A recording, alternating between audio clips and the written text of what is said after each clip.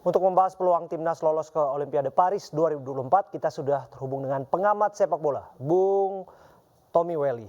Assalamualaikum, selamat malam, Bung Towel. Selamat malam, Abraham. Ya, apa kabar, sehat ya, Bung Towel ya? Sehat dong. Nama belakangnya masih Guardiola? Masih. Oke. Oke. Apakah kemudian karena kritiknya sepedas Guardiola di ruang ganti? Harapannya tidak. Sebetulnya malam hari ini kita bicara soal evaluasi dulu sebelum kita lihat peluang nanti di tanggal 9 Mei. Kita sudah mengundang Pak Sumarji dari Timnas, namun yang bersangkutan berhalangan untuk hadir malam hari ini. Saya ke Bung Towel ya. Bung Towel seorang profesional, dikritik itu wajar sebetulnya ya. Apalagi untuk mengevaluasi diri dan sebagainya. Kalau Anda dikasih kesempatan untuk mengevaluasi aspek dari pertandingan dini hari tadi, menurut Anda apa yang harus dikritisi, siapa yang harus mendapatkan sorotan paling tajam?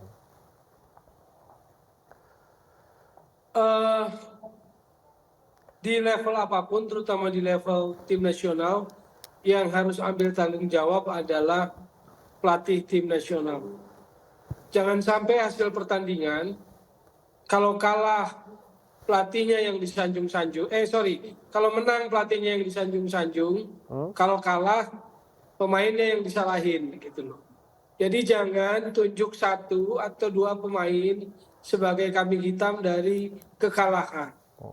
Karena ini semua kan ada pelatihnya, ada yang men-set up segalanya gitu loh. Kan ingat Pak Marji pernah bilang bahwa Sinteyong sendiri yang menyatakan, dengarkan saya, turuti saya, percaya pada saya, dan saya akan antar kamu ke final. Kan begitu kalimat Sinteyong. Jadi dalam situasi seperti ini harus ada kalimat yang sejuk. Karena masih ada satu peluang lawan Guinea di Perancis. Artinya jangan menunjuk kekalahan pada satu atau dua pemain.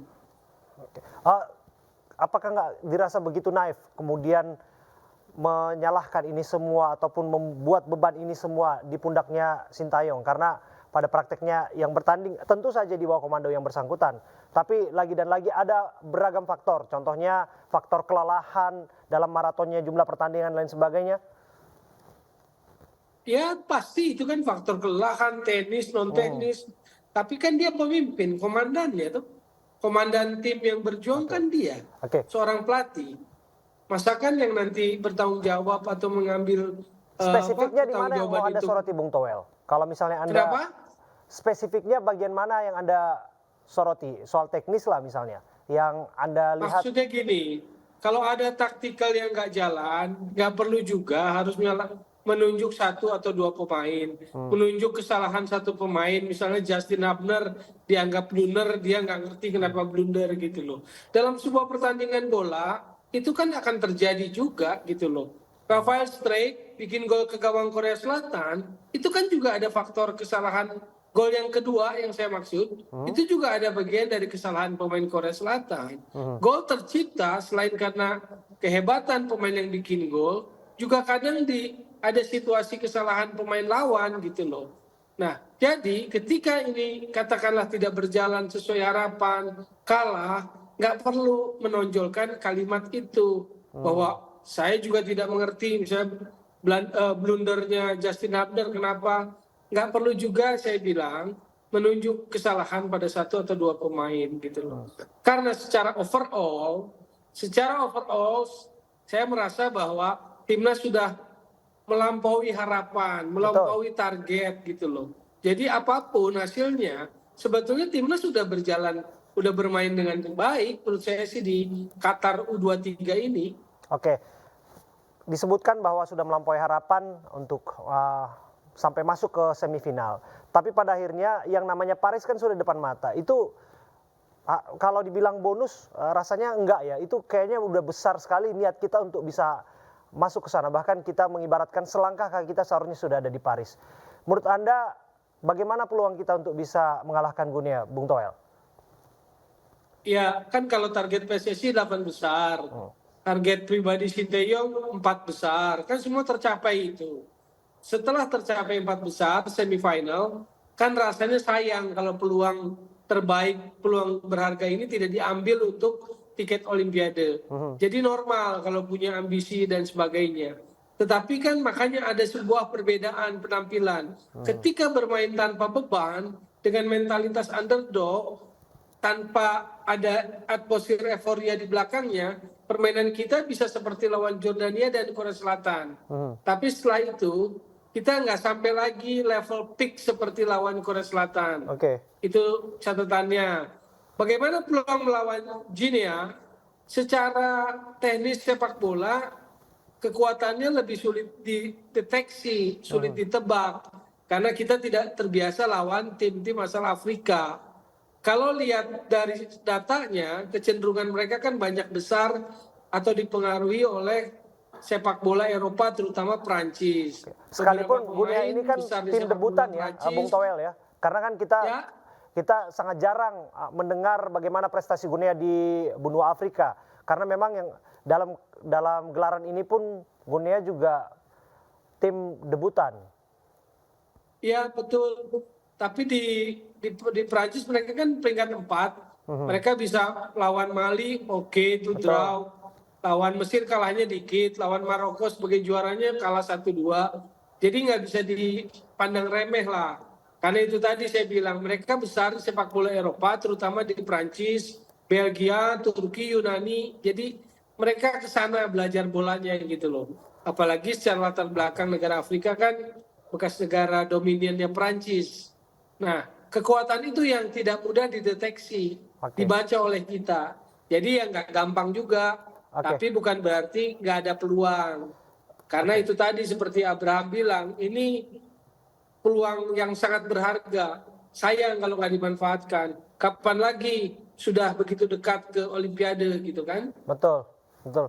Dan terakhir kita kalau saya nggak salah tahun 52 atau 56 tuh Pak, sekitar 68 tahun yang lalu di Melbourne, Australia ya, Bung Toel. Tapi begini Bung Toel, ada kemudian anggapan bahkan kritik yang disampaikan oleh netizen mengenai performa pemain-pemain yang bertanding di Irak. Ada beberapa nama yang disalahkan, saya nggak harus menyebutkan lah ya, tapi Anda pasti sudah mendengar itu. Kemudian ada yang menitik beratkan seharusnya diberikan apresiasi juga kepada pemain-pemain naturalisasi. Mengingat bahwa mereka sudah berjuang habis-habisan dan lain sebagainya. Bagaimana Anda melihat bahwa ketersediaan pemain naturalisasi ini juga nanti akan menjadi insentif yang menjadi tambahan kekuatan bagi Indonesia untuk melawan Guinea, sekaligus pemain-pemain lain juga berbenah diri? Kalau bicara pemain naturalisasi kan ada 4 di U23 ini. Iya. Jadi saya pikir kontribusinya sama lah. Nggak bisa dibilang yang naturalisasi yang 4 orang itu Justin Hubner, Rafael Streyk, Ivar Jenner, dan Nathan Chuaon lebih besar dibandingkan yang lain, nggak bisa.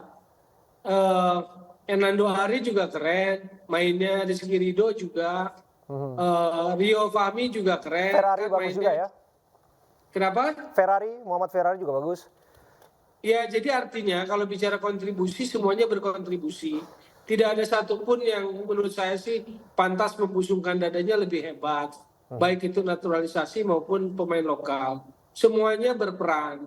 Marcelino Witan itu kan kunci di permainan terutama di aspek penyerangan gitu loh. Rizky Ridho kan kita tahu sendiri kapasitasnya sebagai pemain belakang maupun sebagai captain tim. Jadi saya pikir kalau bicara itu normal-normal saja lah. Semua pemain punya kontribusi besar. Bung Toel, kami dengar ada tambahan Elkan Bagot dan satu pemain naturalisasi lainnya untuk kemudian bisa berlaga di 9 Mei mendatang melawan Guinea. Apakah ini menjadi angin segar bagi kita? Karena Justin Hubner nggak bisa ikut main ke Prancis tanggal 9 Mei karena harus balik ke klubnya, maka Elkan Bagot kelihatannya yang dipanggil untuk memperkuat timnas Indonesia. Tapi tentu kita akan menunggu jawaban atau izin dari klub Elkan Bagot. Kalau dari yang lokal, Alfreanda Dewangga ya, pemain belakang dari Semarang yang dipanggil untuk tampaknya segera bergabung dengan tim nasional. Harapannya ini bisa menjadi suntikan motivasi ya. Dan kita harus tetap menyemangati ya Bung Toel ya. Kita harus punya asa kita yang selalu sama berharap bisa Paris sukses bisa satu tiket Olimpiade karena itu akan jadi sejarah. Satu langkah itu yang terakhir tahun 76. Satu langkah terakhir ke Olimpiade juga tahun 76, Olimpiade Montreal, hanya gagal oleh Korut di pertandingan menentukan di GBK. Nah, semoga tanggal 9 nanti satu langkah terakhir itu lawan Guinea bisa disempurnakan berupa Amin. tiket. Amin, kita berikan dukungan terbaik. Terima kasih Bung Towel, terima kasih memberikan pandangan kepada kami. Bagaimanapun Ya, kita berharap timnas melakukan yang terbaik. Kalaupun ada kritik dan evaluasi, itu adalah bagian dari yang diterima dan dihadapi seorang profesional dimanapun berada.